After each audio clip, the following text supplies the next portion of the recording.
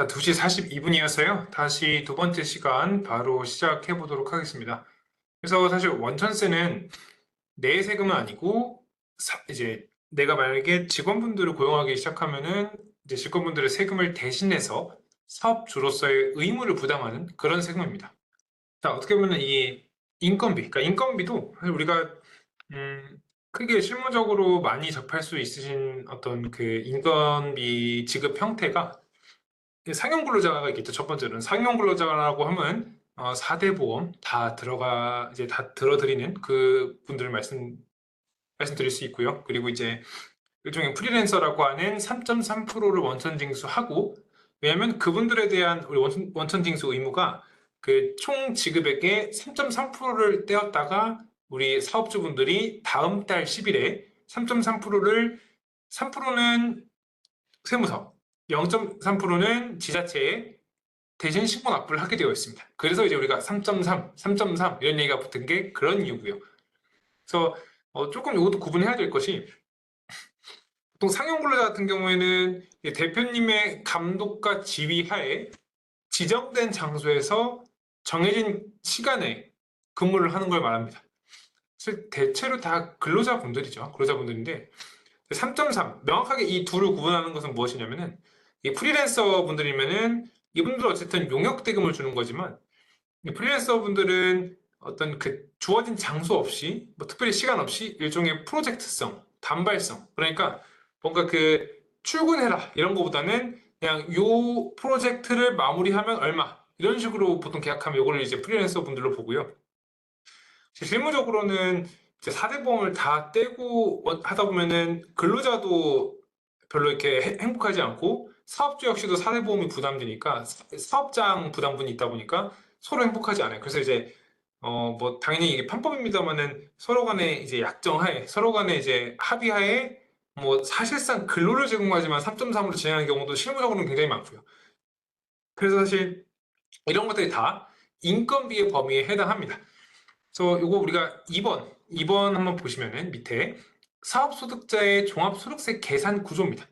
이제 보면은 이제 제가 종합소득세는 그 사람이 매출이 얼마냐에 대해 과세하는 게 아니고 얼마 남았냐, 그러니까 순이익이 얼마냐 여기에 대해 과세하는 거라고 말씀드렸어요. 그래서 보통 근로소득 같은 경우에는 그냥 말 그대로 급여가 우리가 흔히 원징액이라고 표현하죠. 그 원징액이라는 게 정확한 표현은 원천징수 영수증상의 총 급여액이 얼마냐 이렇게 얘기하는 건데, 사실 근로소득은 딱 뭐에 경비가 들어갔다라고 하기가 굉장히 애매해요. 그러니까 그 근로소득을 하시는 분들은 이게 과연 나의 생존을 위한 경비인지 아니면은 정말 그 회사만을 위한 뭔가 지출인지를 구분하기가 사실 거의 불가능합니다. 그죠? 그래서 근로소득은 따로 경비 처리라는 게 없어요. 그 대신 근로소득은 다른 소득에 비해서 여러 가지 공제 이런 것들이 적극적으로 많이 들어가는 편이죠. 그래서 근로소득은 따로 뭐 소득 순이익이 얼마냐 이렇게 계산하지 않고 그냥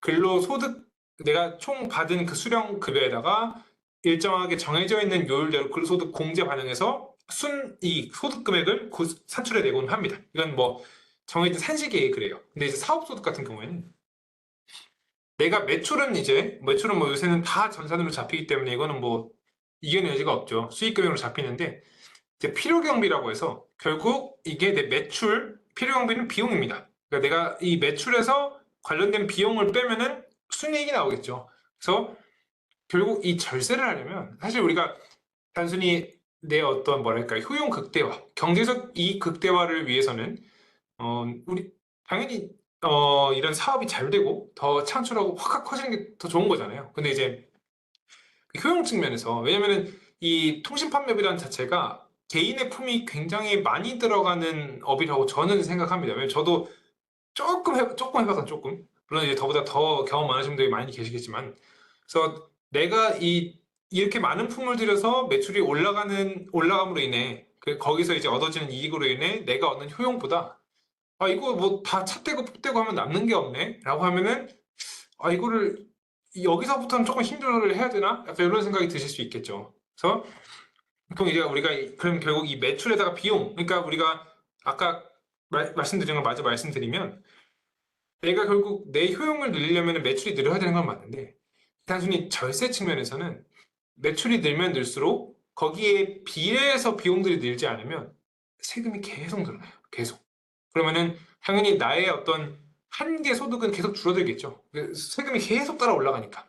그러면은 내가 이 필요 경비에 해당하는 범주에 해당하는 이 각종 이런 경비들을 잘 챙겨야만 불필요한 어떤 세부담을 줄일 수 있겠죠. 우리가 뭐 뭐랄까요, 민주시민으로서 준법 정신을 바탕으로 뭐 당연히 뭐 세금 나오는 거 잘 내야 되겠죠. 근데 이제 뭐 불필요하게 굳이 내가 안 내도 되는 세금을 단순히 어떤 애국의 의미에서 세금 납부하시는 분들이 뭐 계실 수도 있지만 뭐 그렇게까지 보통 하고 싶지는 않잖아요. 그래서 이 필요경비를 잘 챙겨야 되는데 이 필요경비의 범위에서는 이 가장 큰 파일을 차지할 수 있는 게 보통 인건비입니다. 그래서 인건비는 그냥 저 인건비 지출했어요, 이렇게 해서 인정받을 수 있는 게 아니에요. 그래서 이 원천세라는 그러니까 어떤 지급일, 예컨대 내가 7월 달에 급여를 지급했어요. 그러면은 그 매 지급한 달에 다음 달 10일마다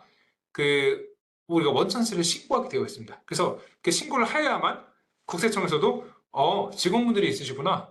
실제로 급여를 지급하고 계시네. 세금도 대신 징수해서 납부하셨네. 오케이, 데이터가 오케이. 다음엔 비용세를 하셔도 무방합니다. 라고 이제 그때서야 인정해 주는 거예요. 그냥 내가 그냥 직원분 모셨어요. 그냥 이거 비용 처리하려 이런 식으로 하면 안 되고 이런 식으로 그 실제로 지급한 다음 달 10일에 누구한테 얼마씩 줬는지 그런 걸 다 해서 신고를 해야만 우리가 경비로 인정받을 수 있습니다. 왜냐면 사실 인건비라는 게 뭐 증빙이 있기가 어려워요. 왜냐면은 그냥 뭐 이체해주고 우리가 뭐 급여 명세서 정도는 보내드릴 수 있겠지만 이거 뭐 막말로 그 과세당국 입장에서는 그 두 분이 짜고 그렇게 일은 안 했는데 급여만 처리한지 어떻게 알겠어요. 그래서 매월 신고를 해라, 이런 식으로 일종의 의무를 부여하고 있는 겁니다. 자, 보시면 여기서 뭐 다른 거는 제가 뒤에서 말씀드릴 거니까 또 깊게 보실 필요는 없을 것 같고, 우리 세율 보시면 이게 세율 구간이 보시면 굉장히 급속도로 많이 늘어나죠. 특히 요즘은 통신 판매업 이제 여기 지금 강의를 들어오신 분들 중에서도 이미 본업, 그러니까 메인 잡이 있으신 어떤 근로소득으로 메인 잡이 있으신 분들이 특히 요즘은 워낙 엔잡 열풍을 해서 이런 통신 판매업으로 인한 위탁 판매 등을 많이 하시려고 하세요. 그러면은 내가 예컨대 뭐 한 9천만 원 받는 뭐 한 20년 차 뭐 되게 중역이시다라고 했을 때 내가 이 조금 늘 때마다 내가 만약에 35 세율 구간이 35% 구간에서 38% 들어간다. 단순히 3%일 것 같지만 이 세율을 전체 소득이 세율이 높게 적용받는 거잖아요.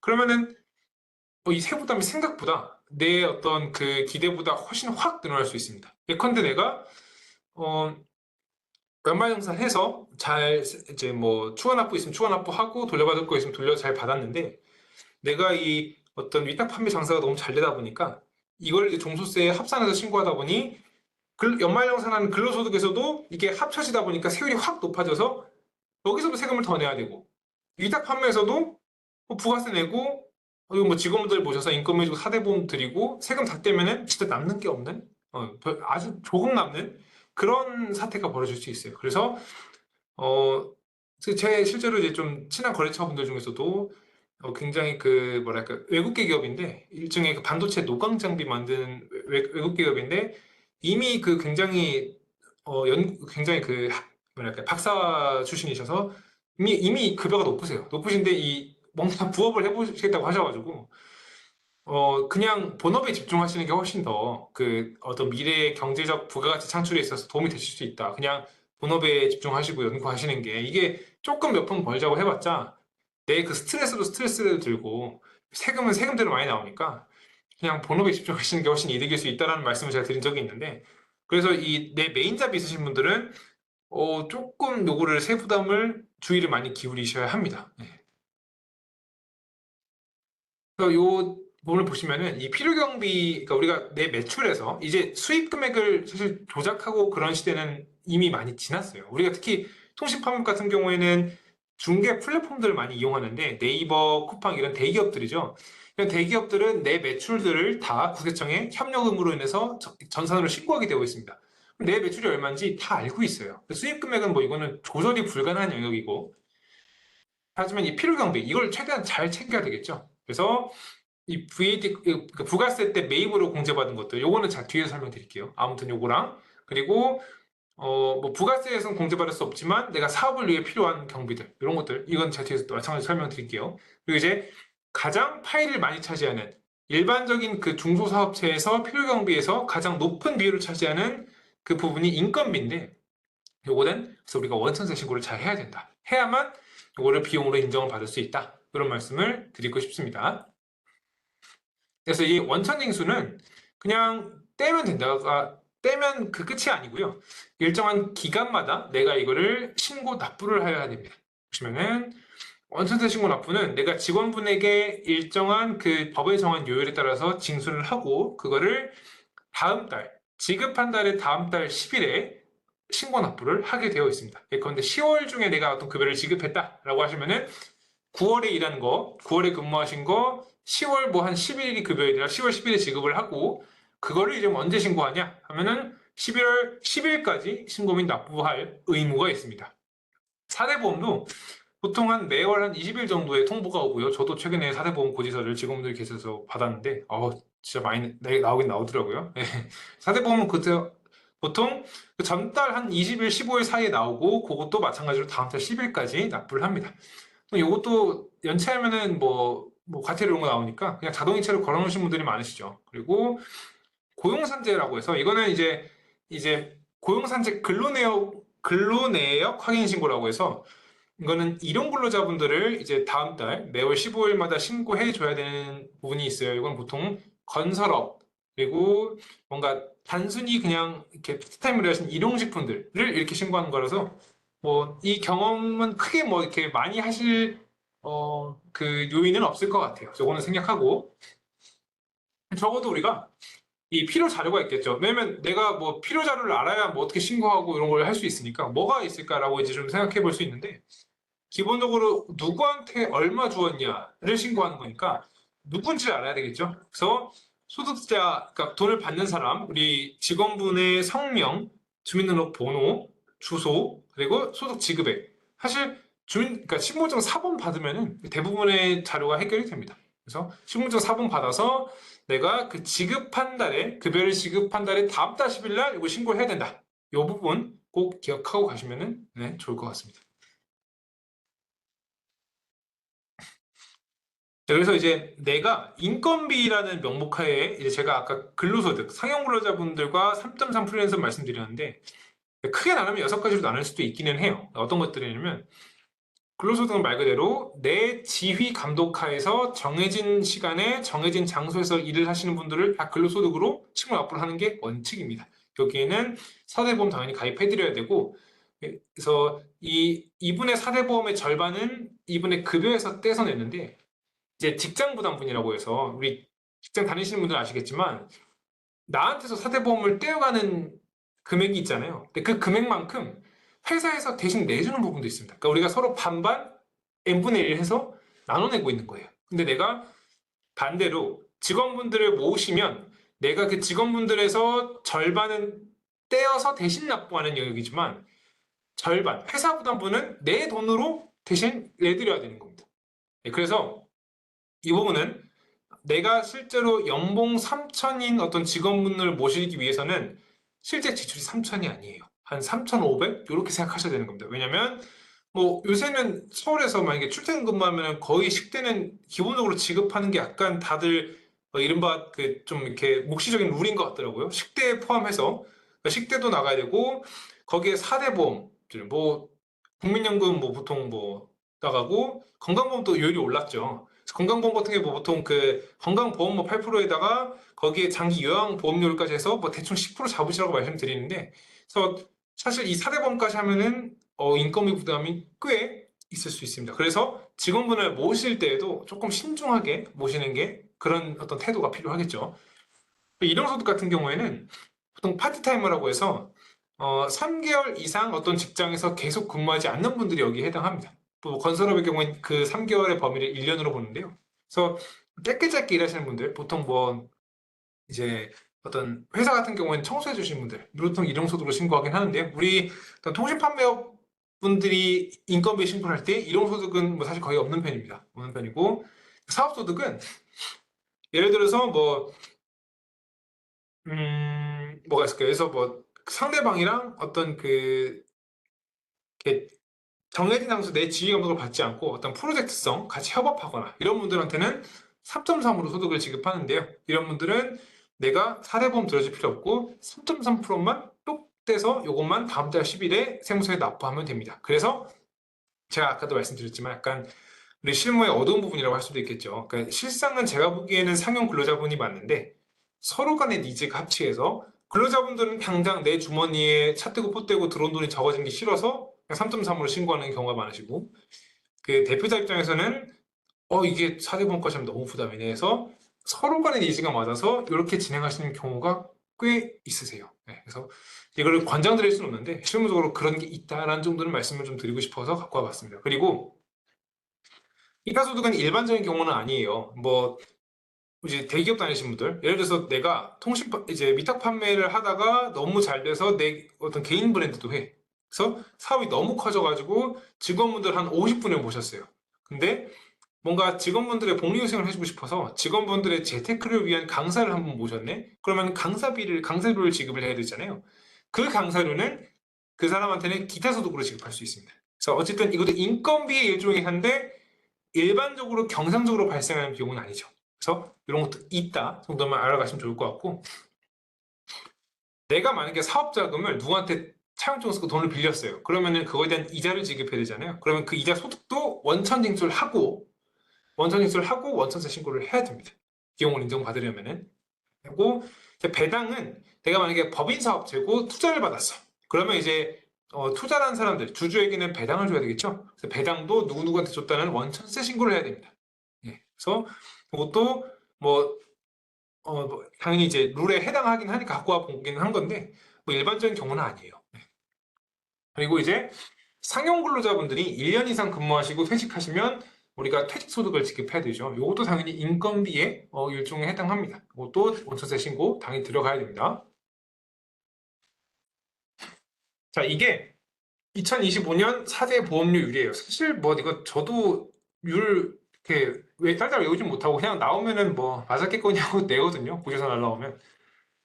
보시면 이제 건강보험이 총 7.09%입니다. 거기다가 이제 장기 요양보험이라고 해서 이제 어르신들 뭐 약간 우리 치매가 오시거나 알츠하이머가 오시면은 이제 뭐 그 뭐죠?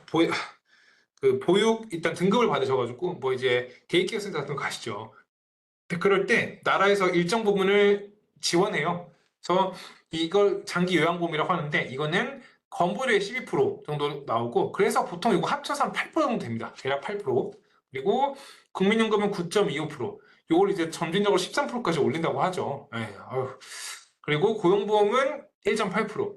산재보험은 따로 우리 직원분들한테 떼는 건 아니고 사업주가 우리 어떤 만약에 사업을 위해서 일을 하다가 다치면은 그 산재 처리해드려야 되잖아요. 그러니까 그런 거 산재보험을 이거는 그 대표자만 내는 겁니다. 그래서 우리가 이 요를 보시면은 3천만 원 연봉 3천만 원의 어떤 직원분을 모신다고 했을 때 이 정도 그러니까 한 여기 뭐 어린이가 8% 9%에서 제가 한 20%라고 잡을게요. 그러면은 3천에 20%면 600만 원인가요? 그러면은 대략 3천만 원 직원분 모시는데 그러면은 내가 지금 생각해야 되는 지출이 사대보험 한 20% 해서 3,600만 원에 10대 하면은 거의 뭐 한 4천 되는 거죠. 거기에 뭐 퇴직금은 그건 의무니까 퇴직금까지 하면은 한 4,400 정도는 나간다라고 생각을 해야 되겠구나.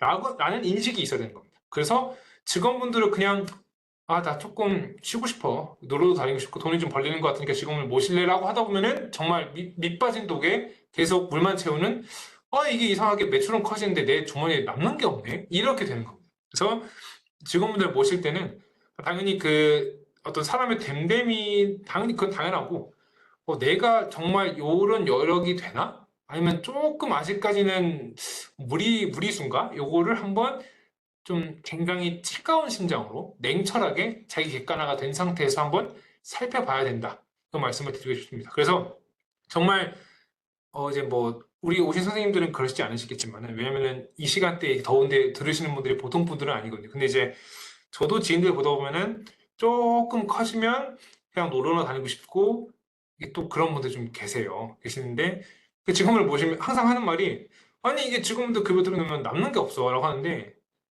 진짜 그럴 수도 있습니다. 그러니까 요거는 신중히 생각해서 우리가 진행을 하셔야 된다. 그리고 만약에 신중히 생각해서 나는 직원을 모시기로 좀 투자를 하기로 결심을 하셨다고 하면은 좋은 분 모셔야 되겠죠. 네, 나랑 좀 잘 맞는 분, 믿을 수 있는 분을 모셔야 되겠죠. 왜냐면은 요 부담을 내가 다 해야 되니까. 네.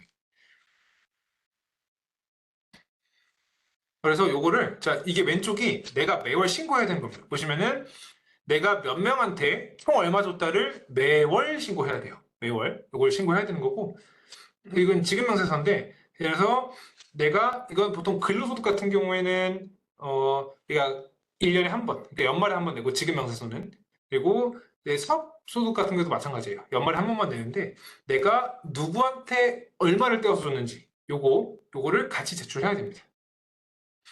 이게 사업주가 되면 뭔가 할 게 많죠, 참. 네. 그래서 요거는 이제 원천징수의 개념은 사실 사회생활 하셨던 분들은 다 아실 거예요. 그러니까 이 내가 실제로 내야 되는 세금, 그러니까 이 어떤 내가 모신 직원분이 실제로 내셔야 되는 세금이 이 빵 전체라고 한다면 이 나라에서는 어떤 뭐랄까요, 막말로 소위 말해 이 납세자가 도망갈 수도 있잖아요. 세금 안 내고 도망갈 수도 있고 또 나라 입장에서는 이 세수의 평준화가 필요해요. 공무원분들 월급도 드려야 되고 뭐 뭐랄까 이제 수해 복구하는 현장에 당장 들어갈 돈도 필요하고 이러니까 좀 일정한 세수가 필요하잖아요. 그래서 이 한 조각씩을 계속 떼서 이제 신고 납부하라는 거 이제 좀 이제 요구를 하는 거죠. 그래서 이게 사실 이제 근로자 입장에서도 일시에 한 건을 내는 것보다 막 갑자기 연말에 1,000만 원 한 건을 내세요보다는 그냥 한 달에 100만 원씩 내라고 하는 게 그게 뭐 부담도 덜고 나라 입장에서도 이게 지속적으로 경상적인 지출들이 많다 보니까 서로의 니즈가 맞은 건데 아니 이거를 사업주한테 의무를 부여를 한 거죠. 그러니까 우리 대표자분들이 직원분들을 모시면 중간에서 뭔가 그냥 내가 사업주라는 이유만으로 이렇게 좀 이런 어떤 행위를 대행을 해주셔야 되는 겁니다. 조금 번거로울 수 있지만 어쨌든 법적으로 부여된 의무니까요. 요거를 조금 제가 비중 있게 다뤄보고 싶어서 갖고 와봤습니다. 왜냐면 요거를 굉장히 간과하셔서 나중에 그 종소세 때 이제 가끔 저희한테 맡겨주시는 분들이 인건비 신고를 안 하고 그냥 인건비를 주긴 했는데 일 도와줘서 드리긴 했는데 뭐 신고가 하나도 안 돼 있는 거예요. 그러면 결국 나중에 그 증빙 불비 가산세 붙여서 신고를 해야 됩니다. 우리가 괜히 불필요한 가산세 낼 필요 없잖아요. 그런 게 뭐 티끌이라고 생각하실 수 있는데 그게 큽니다. 그래서 이런 불필요한 그 이상한 지출을 줄이기 위해서는 정해진 대로 하는 게 중요하기 때문에 그 어떻게 정해져 있냐를 말씀을 드리고 싶어갖고 이 부분은 조금 비중 있게 다루고 있습니다.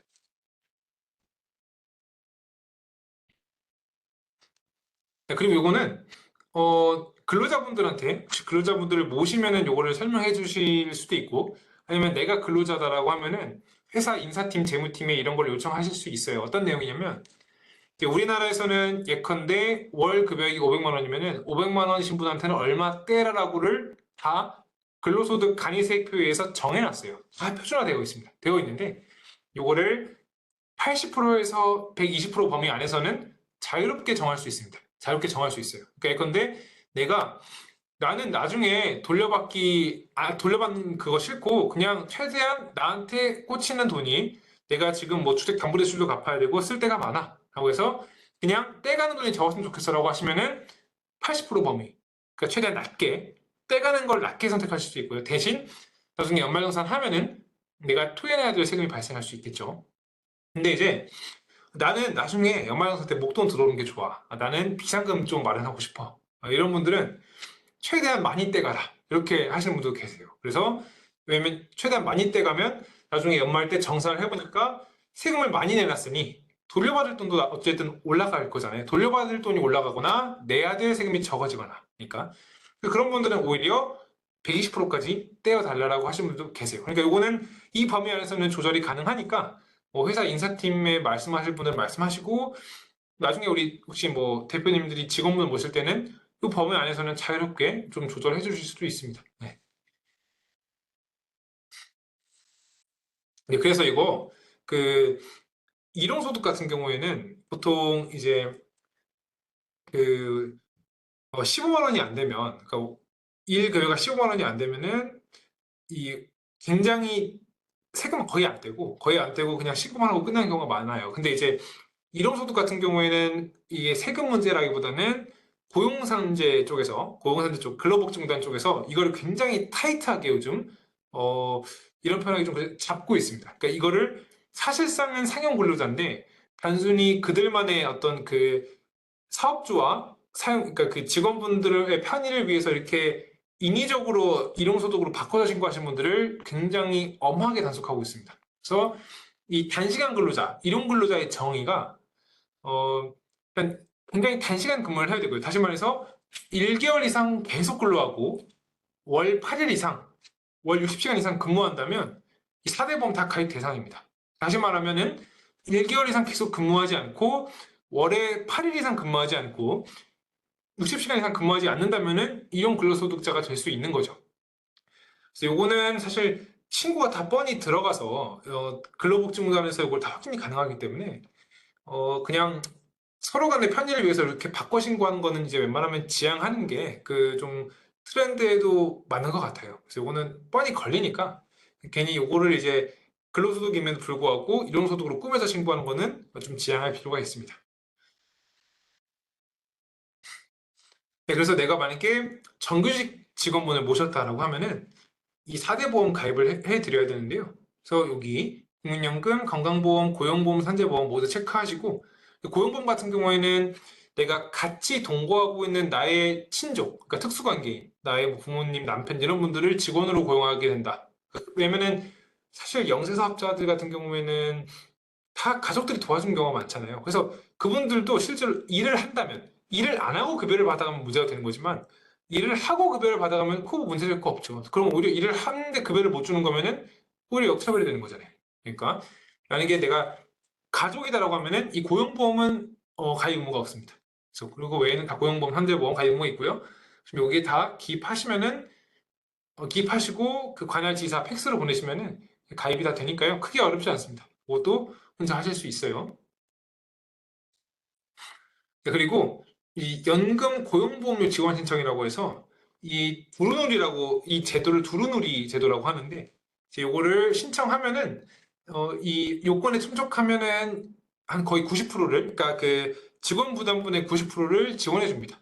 지원해 주는데 요거는 보통 이제 뭐 그 직원분이 예전 직장에서 뭐 직장 퇴사하고 6개월 이상 뭐 공백이 있어야 되는 여러 가지 요건들이 좀 까다로워요. 까다로우니까 보통 실무상 어떻게 하냐면 일단 지원 신청 해보시라고. 안 되면은 이제 이거 이래서 안 된다라고 설명해 주거든요. 그러니까 일단은 신청을 되는 것처럼 일단 해보시고 뭐 안 되면은 거기서 이제 걸러내니까 공단에서 걸러내니까 이거는 일단 신청해서 적용해서 신청하시는 걸 추천을 드립니다.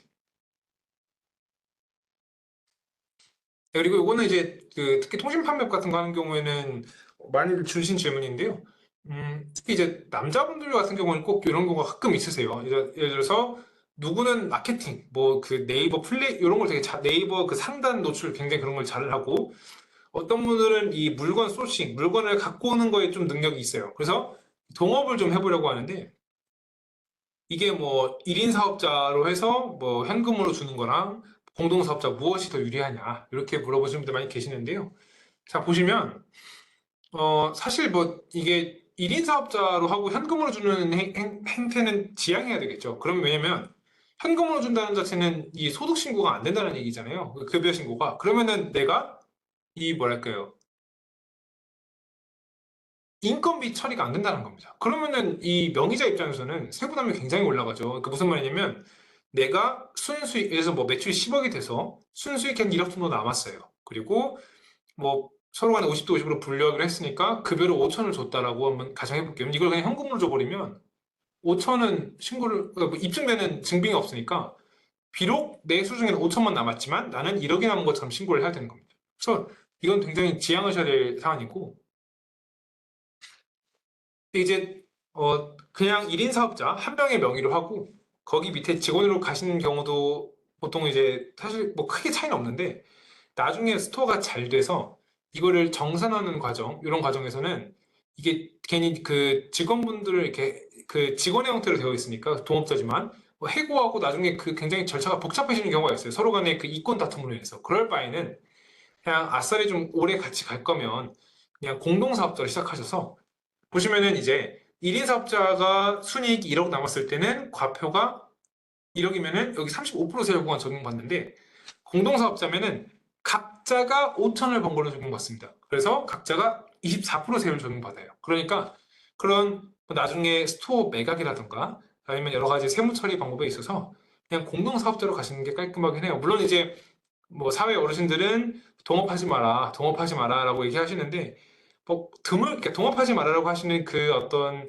현인들의 말씀으로는 대다수의 사례가 끝이 좋지 않아서 그렇게 말씀하시는 건데 아주 드물게 성공한 사례도 드물게 있긴 있으니까 만약에 굳이 내가 동업을 하시겠다라고 하면은 공동사업자는 괜찮은 것 같아요. 왜냐면 이게 사업자, 이게 대표자와 직원으로 가도 뭐 사실 정산의 어떤 그 구조에 있어서 크게 다를 건 없습니다만은 나중에 잘 됐을 때 한 명이 대표자가 변심하게 되면 이게 나중에 뭐 정산 과정이라든가 매각 과정에서 법적인 다툼 가고 막 이러면은 굉장히 복잡해지더라고요. 어찌됐든 대외적인 지위는 대표자가 아니었으니까. 그래서 뭐 그런 것까지는 괜히 뭐 우리가 지금 너무 먼 미래 생각할 필요는 없고 만약에 동업하신다라고 하면 그냥 공동사업자로 가셔서 가시는 게 깔끔하다라고 생각이 듭니다. 그래서 여기까지는 그냥 이제 사업체와 관련된 부가적인 얘기들. 그러니까 사실 지금 나한테 와닿는 얘기는 아니었어요. 그래서 이제 나에 관련된 얘기를 해볼 겁니다. 이제 세 번째 시간이 부가가치 시간이고요. 그 다음에는 종합소득세 시간인데, 제가 2시 반 정도에 쉬었죠. 그래서 이왕 이거 한 번 더 쉬고, 지금 13분이니까, 3시 한 23분에 다시 시작하는 걸로 하고요. 이제 부가가치세랑 종합소득세는 이제 나에 해당하는 세금들이니까, 요거는 이제 조금 이제 쫑긋 길을 세우시고 좀 피곤하지 사실 나른하실 시간 되셨거든요. 커피 한 잔씩 하시면서 이제부터는 조금 주의 있게 들어주셔야 돼요. 그래서 이제는 이제 마지막 2시간 정도는 나와 관련된 세금 위주로 한번 다뤄보도록 하겠습니다. 제가 3시 23분에 다시 시작하도록 할게요. 감사합니다.